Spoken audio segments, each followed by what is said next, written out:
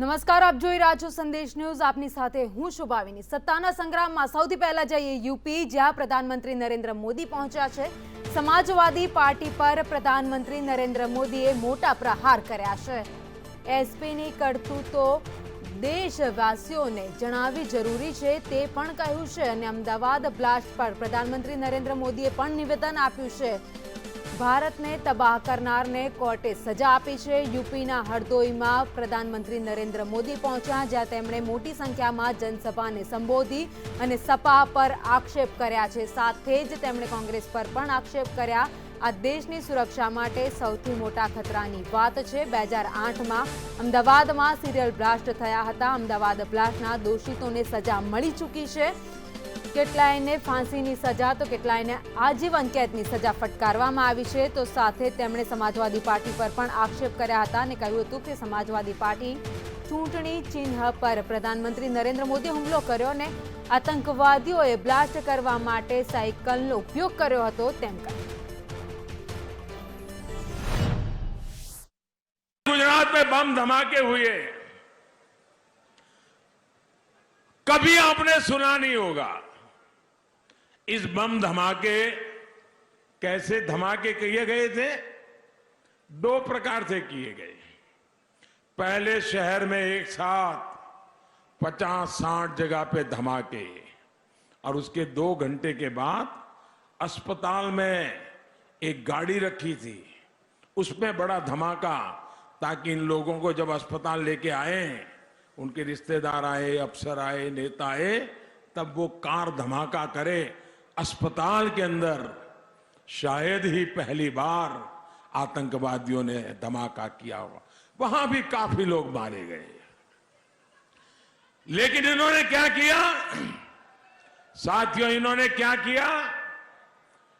यहां समाजवादी पार्टी का जो चुनाव सिंबल है ना, उनका चुनाव का निशान है ना, तो शुरू में जो बम धमाके हुए, वो सारे के सारे बम धमाके उन्होंने बम साइकिल पर रखे हुए थे. आप देखिए, साइकिल पे बम रखे हुए थे और जहां लोग सब्जी वगैरह खरीदने के लिए आते हैं, वहीं साइकिल पार्क करके चले गए थे. और एक समय चारों तरफ ये साइकिलों पर रखे हुए बम धमाके फूटे. मैं हैरान हूं, ये साइकिल को उन्होंने क्यों पसंद किया? તો યુપીમાં સત્તાનો સંગ્રામ જામ્યો છે, ત્યારે સંદેશ ન્યૂઝની ટીમ પહોંચી છે અયોધ્યા ને અહીં અખિલ ભારતીય અખાડા પરિષદના રાષ્ટ્રીય પ્રવક્તા ગૌરીશંકર દાસજીનો આવનાર ચૂંટણીને લઈને કેવો મત છે તે પણ જાણવાનો પ્રયાસ કર્યો.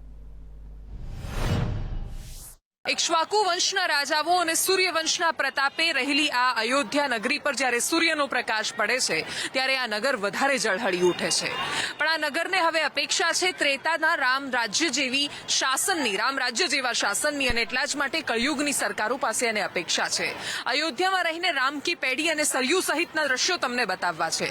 રામ કી પેઢી ને સરયુનો વિકાસ, સરયુ નદીનું પાણી કેવી રીતે ઘાટો સુધી લાવવામાં આવ્યું, પ્રવાસન વિકસાવવાની વાતો થઈ છે. યોગી આદિત્યનાથ ની સરકારે અયોધ્યા પર ધ્યાન આપ્યું છે. અહીંયા દીપોત્સવની શરૂઆત થઈ છે, પર્યટન અહીંયા વિકસ્યું છે. પરંતુ અયોધ્યાની આ જનતા છે, એ જનતા કે જેના માટે, જેના કહેવાથી રામચંદ્રજીએ પોતાના પત્નીનો પણ ત્યાગ કર્યો હતો, જેની વર્ષો સુધી આલોચનાઓ થઈ છે અને અવધવાસીઓને નિષ્ઠુર પણ કહેવામાં આવ્યા છે, ત્યારે એ વખતે એ જનતા અત્યારે રામ રાજ્યના નામે શું ઈચ્છે છે, સરકાર પાસે શું અપેક્ષાઓ છે અને એમના મનમાં રામ રાજ્યની વ્યાખ્યાઓ શું છે, એ બધું જ સમજવાની કોશિશ કરવી છે અયોધ્યામાં રહીને. कैमरा पर्सन संदीप राठौड़ સાથે દેવાંશી જોશી, સંદેશ ન્યૂઝ, અયોધ્યા.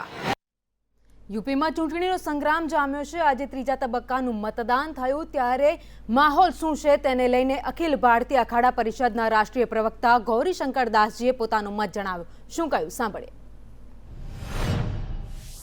अखिल भारतीय अखाड़ा परिषद ना राष्ट्रीय प्रवक्ता गौरीशंकर दास जी अपनी साथे छे.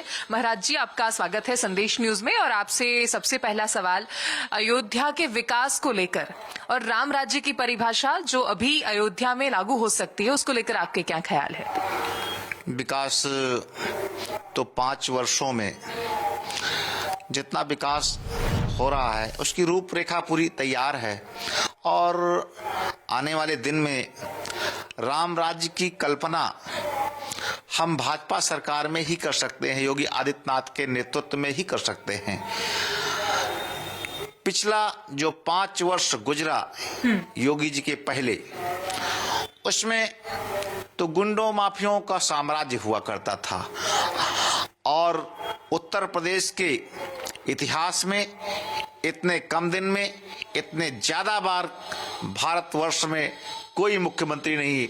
योगी आदित्यनाथ जी 5 वर्ष में लगभग 50 बार अयोध्या आए। ये हम हिंदुओं के लिए और संतों के लिए बहुत ही गर्व की बात है, गौरव की बात है। और जो ये राम मंदिर का निर्माण हो रहा है, ये शायद योगी जी के नेतृत्व में ही इसकी कल्पना की जा सकती थी और वही ऐसा कार्य कर सकते हैं। जो उन्होंने कहा वो किया।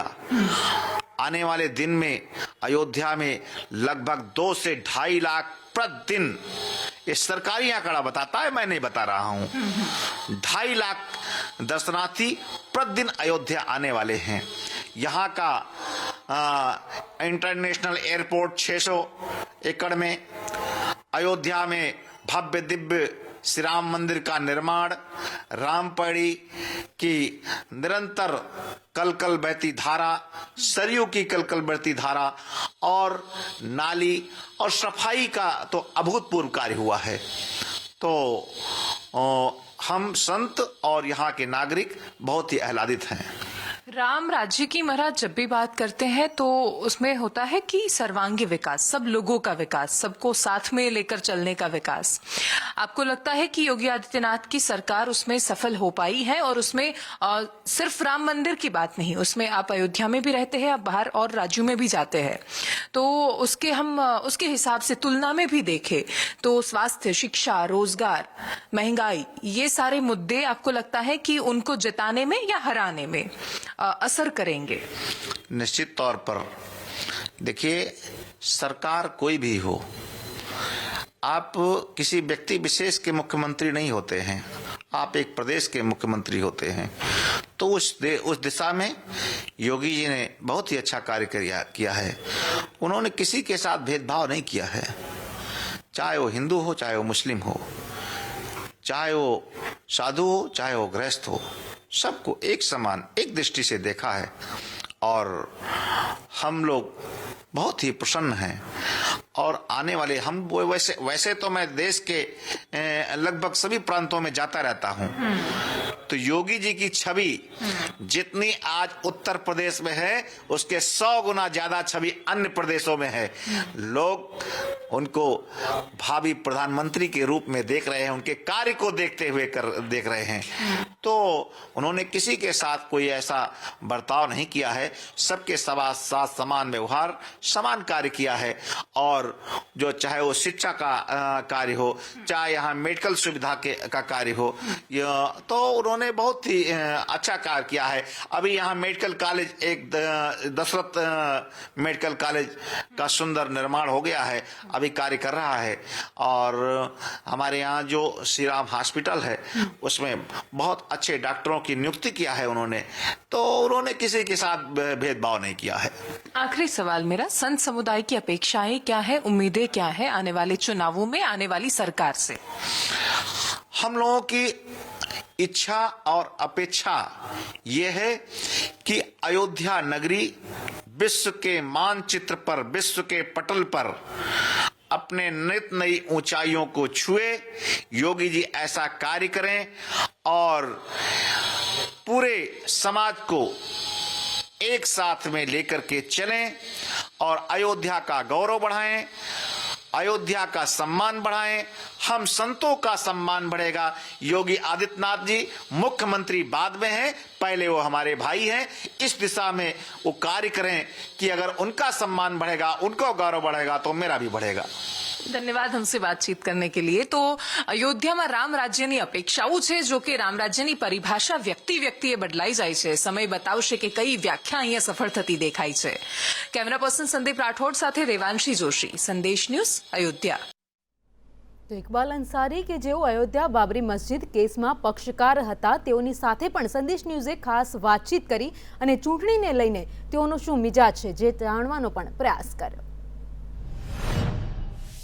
અયોધ્યા આખા દેશમાં રામ જન્મભૂમિ કરતા વધારે રામ જન્મભૂમિ વિવાદના કારણે જાણીતું બન્યું અને એના પછી જે વિવાદો થયા એનું સાક્ષી આખો દેશ રહ્યો. પણ વિવાદોનો અંત છે, નવી શરૂઆત થઈ ગઈ છે. અયોધ્યા નવા રંગરૂપમાં છે. ત્યારે જ્યારે આ કેસ ચાલી રહ્યો હતો કોર્ટમાં, ત્યારે સૌથી લાંબો સમય જે પક્ષકાર રહ્યા એવા ઇકબાલ अंसारी अपनी साथे છે. अंसारी जी, आपसे हमने बात की थी राम मंदिर का जब विवाद चल रहा था तब, लेकिन अब सब खत्म हो गया है. अयोध्या अपने नए रंग रूप में है, अभी चुनाव आ रहे हैं, तो अयोध्या के लोग क्या देखते हैं इस चुनाव में, उम्मीदें क्या है? देखिए, अयोध्या के लोगों को तो उम्मीद जो है बहुत है कि अयोध्या के तरफ जो है विकास की तरफ बढ़ेगी, लेकिन अभी तो विकास जो है एक विकास शुरू हुआ. जब इलेक्शन आ गया तो विकास शुरू हुआ है. अभी आप भी इससे पहले 2 साल हो गया, 2-2.5 साल हो रहा है, सुप्रीम कोर्ट ने फैसला कर दिया. अब जो है पूरे देश में हिंदू मुसलमानों की नफरत खत्म हो गई है. मस्जिद का विवाद खत्म हो गया है, सुप्रीम कोर्ट ने फैसला कर दिया. तो कम से कम जो जब मंदिर का काम हो रहा है, मंदिर बन रहा है, अब अयोध्या वालों को जरूरत है रोजगार की, विकास की जरूरत है. अयोध्या में सड़कें बहुत पतली हैं और कोई जो है मार्केट नहीं है, अच्छी मार्केट नहीं है. जो लोग देश विदेश से यहाँ घूमने के लिए आते हैं, दर्शन की आस्था तो अपनी जगह पे होती है. दर्शन तो लोग करेंगे, सरजू स्नान तो लोग करेंगे. उसके बाद में अगर जरूरत लोगों को किसी सामान की पड़ती है तो यहाँ की मार्केट भी कोई अच्छी नहीं है, न अच्छी सड़कें नहीं है. अगर वो गाड़ी लेके आ रहा है तो कोई पार्किंग नहीं है. अभी आप हनुमानगढ़ी के पास जाकर देखें तो हनुमानगढ़ी के मंदिर के पास से कहीं मोटरसाइकिल खड़ी करने की जगह नहीं ना. जहाँ पे रोड है वहाँ लोग बांस बाली ला करके उसको कम किए हुए हैं, कंडक्टर. तो हम ये चाहते हैं कि हम हिंदू मुस्लिम का विवाद तो जो है खत्म किए, लेकिन अब अयोध्या का विकास के लिए भी सरकार से मांग करते हैं कि अयोध्या में विकास भी होना चाहिए. अच्छा, आपको क्या लगता है कौन सी सरकार अच्छे से विकास कर सकती है? देखिए, सरकार जो भी आती है, ये हर सरकार की जिम्मेदारी है कि जो जिस चीज की जरूरत पब्लिक को है वो होना चाहिए. तो 5 साल योगी जी की सरकार, माननीय प्रधानमंत्री मोदी जी की सरकार रही. अब आगे भी सरकार इनकी रहे ना रहे, हम कोई नजूमी नहीं है, लेकिन हम इतना जरूर जानते हैं कि जिसने अच्छा काम किया है वही देश में राज करेगा. अच्छा, और अच्छे काम की परिभाषा में क्या क्या आता है आपके हिसाब से? भाई, हमारे हिसाब से सबसे पहले अयोध्या में अब रोजगार की जरूरत है. जब अयोध्या में रोजगार बढ़ेगा तो लोगों की माली हालत बढ़ेगी, तो कम से कम अयोध्या का विकास तभी संभव है. अच्छा, अयोध्या में हमने देखा कि उसको हिंदू मुस्लिम के नजरिए से देखा जाता था बार बार.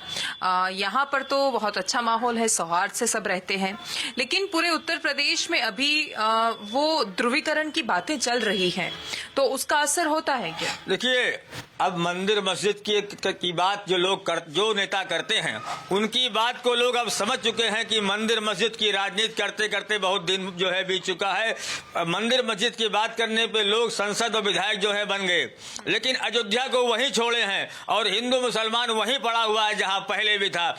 हम तो जो है लोगों से, खास तौर से हिंदू और मुसलमानों से अपील करते हैं कि मंदिर मस्जिद की राजनीति करने वाले अगर दरवाजे पे आवे तो उनसे पहले पूछो कि हमारे मोहल्ले में सड़क नहीं, हमारे मोहल्ले में बिजली नहीं है, हमारे मोहल्ले में विकास नहीं है. इस बात को जो उनसे सवाल लोग करें और उसी को वोट दें जो लोग अच्छा काम करें. अच्छा, बहुत ધન્યવાદ हमसे बातचीत करने के लिए.